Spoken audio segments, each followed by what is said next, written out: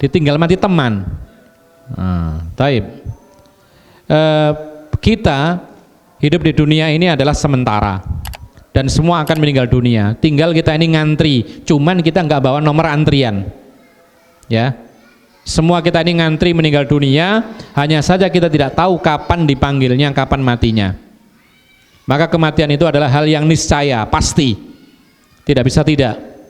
Sehebat apapun manusia, sesehat apapun manusia, kalau sudah waktunya mati tidak bisa digeser walaupun sesaat. Itu kata Allah Subhanahu wa taala. Kalau kita merasa sedih, putus asa, lemah, merasa tidak berdaya, merasa kemudian tidak berguna dan semisalnya karena ditinggal mati teman, masih sekedar teman. Ada di antara saudara kita yang ditinggal mati oleh suaminya. Beberapa hari yang lalu di antara jamaah kita meninggal dunia. Dan dia adalah orang yang kalau kita lihat sehat walafiat, ternyata kena COVID-19. Meninggal dunia, meninggalkan istri, anaknya masih kecil-kecil, anaknya 3. Bahkan yang bayi itu masih baru lahir. Ya. Jadi lebih parah mana musibah dia dengan yang kita sampaikan ini tadi. Namun demikian juga kita harus mengetahui bahwasanya kalau kita mengingat musibah, ingat musibahnya orang-orang terdahulu lebih berat. Siapa yang tidak ingat bagaimana Nabi Ayub alaihi salam? Makanya para ulama mengatakan teladan dalam kesabaran itu ternyata disematkan kepada Nabi Ayub. Padahal ada nabi-nabi yang lain pun juga sabar, semuanya sabar para nabi ini. Tapi kenapa teladan kesabaran itu disematkan kepada Nabi Ayub? Karena Nabi Ayub itu mendapatkan bagian musibah berbagai macam dalam satu waktu. Sementara nabi-nabi yang lain, ya musibah, ya cobaan, ya kesulitan, tapi ada jedah waktunya. Sampai ada Nabi Ibrahim alaihi salam. Ya, Nabi Ibrahim alaihi salam itu ujiannya berat. Sampai diuji apa? Menyembelih anaknya. Sampai pernah dibakar hidup-hidup.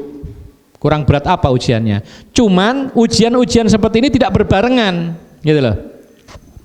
Nabi Muhammad SAW, ujian apa yang tidak pernah ditimpakan oleh Allah kepada dia? Miskin iya, sulit iya, sakit iya, akan dibunuh orang-orang kafir, bahkan dimusuhi oleh kerabatnya sendiri iya, sampai akhirnya diusir dari tanah kelahirannya iya. Tapi itu berjalan, atau bahkan ada tahun kesedihan, ditinggal mati oleh istrinya, ditinggal mati oleh pamannya, sampai disebut tahun kesedihan. Iya, itu musibah kematian keluarga. Tidak semua bercampur jadi satu. Tapi Nabi Ayub disebutkan oleh Imam Tobari, beliau mendapatkan bagian musibah yang bermacam-macam lengkap dalam satu waktu bersamaan. Berapa tahun? 18 tahun kata Ibnu Katsir. Apa itu? Setelah lulus ujian berupa kenikmatan, harta banyak, maka dia semakin taat, banyak sedekah, keluarga banyak, tetap dia ingat Allah, kekayaan, kekuasaan, teman-teman, banyak sekali, lulus, dibalik oleh Allah ujiannya. Dibalik apa? Harta habis. Allah punya cara tersendiri menghabiskan hartanya Nabi Ayub. Keluarga meninggal dunia, anak-anaknya meninggal dunia, kerabat dekat menjauh, apalagi orang-orang teman-teman yang bukan kerabat menjauh semua. Kenapa? Allah pun juga menimpakan penyakit yang sangat-sangat buruk secara lahiriah, menggerogoti semua tubuhnya, sampai Ibnu Katsir itu mengatakan tidak tersisa pada saat itu selama 18 tahun pada jasad Nabi Ayub kecuali kulit dan tulang. Itu ada perkataan Ibnu Katsir. Bayangkan tengkorak hidup 18 tahun, tapi dia terus berdoa, tidak putus asa, maka Allah Subhanahu wa taala memberikan apa yang ia minta. Makanya ada doa ketika seorang itu ditimpa musibah, lalu mengucapkan innalillahi wa inna ilaihi raji'un, ditambah lagi Allahumma ajirni fi musibati wa akhlif li khairan minha. Ya, kalau dia betul-betul ikhlas kepada Allah dengan doa ini, yang artinya sesungguhnya kami milik Allah dan semua akan kembali kepada Allah. Ya Allah, lindungilah aku, ajirni fi musibati. Ya Allah, berilah aku pahala dari musibah ini. dan berilah ganti yang lebih baik dari musibah ini. Kalau dia betul-betul yakin, ikhlas kepada Allah, diberi apapun yang ia minta. Dan itu terjadi pada Ummu Salamah, yang mana saat itu dia ditinggal mati oleh suami tercintanya, orang yang saat itu menurut Ummu Salamah adalah manusia terbaik, mati syahid. Dia saat itu sempat menyangka tidak akan ada orang yang lebih baik daripada Abu Salamah. Lalu dia teringat doa yang diajarkan Nabi yang tadi. Maka dia dengan yakin berdoa, ternyata yang datang melamar dia adalah Rasulullah SAW. Dikabulkan oleh Allah Subhanahu Wa Taala.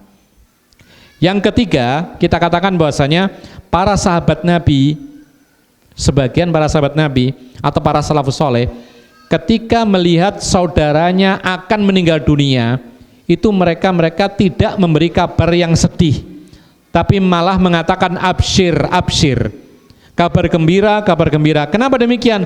Karena kalau engkau mati dekat kepada Allah, dekat kepada surga, ditunggu oleh para malaikat, ditunggu bidadari dan lain sebagainya. Apalagi kalau seandainya meninggalnya karena virus corona ini, sebagian para ulama menyamakan dengan taun. Orang yang meninggal karena taun itu matinya dianggap mati syahid. Ya, kemarin kita sebutkan di antara orang-orang yang dihukumi mati syahid itu adalah orang yang mati karena kena wabah menular seperti taun. Dan ada para sahabat Nabi yang meninggal karena taun di negeri Syam dan yang semisalnya. Maka ikhwan fillah azakumullah, kalau kita sedang kena musibah seberat apapun, maka pikirkanlah bahwasanya orang-orang yang terdahulu mendapatkan musibah lebih berat daripada kita. Bahkan sekaligus dalam satu waktu musibahnya rentetan musibah banyak, tapi mereka tetap sabar, semangat, tidak putus asa dan berdoa, maka dikabulkan oleh Allah Subhanahu Wa Taala. Maka dari itu kita mengingat sebuah hadis, Rasulullah mengatakan sangat menakjubkan orang yang beriman itu, dan itu hanya ada pada orang yang beriman. Apa itu maksudnya? Kalau dia mendapatkan kenikmatan maka dia syukur, maka dia mendapatkan kebaikan, dan kalau dia mendapatkan kesulitan, musibah dan semisal, maka dia bersabar, maka dia mendapatkan kebaikan, dan itu adanya hanya pada orang yang beriman saja.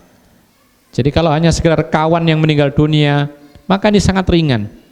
Ya, tidak perlu kita putus asa, tetap kita ini bersemangat karena Allah Subhanahu Wa Taala. Dan ingat, putus asa itu adalah sifatnya orang-orang kafir. Allahu a'lam.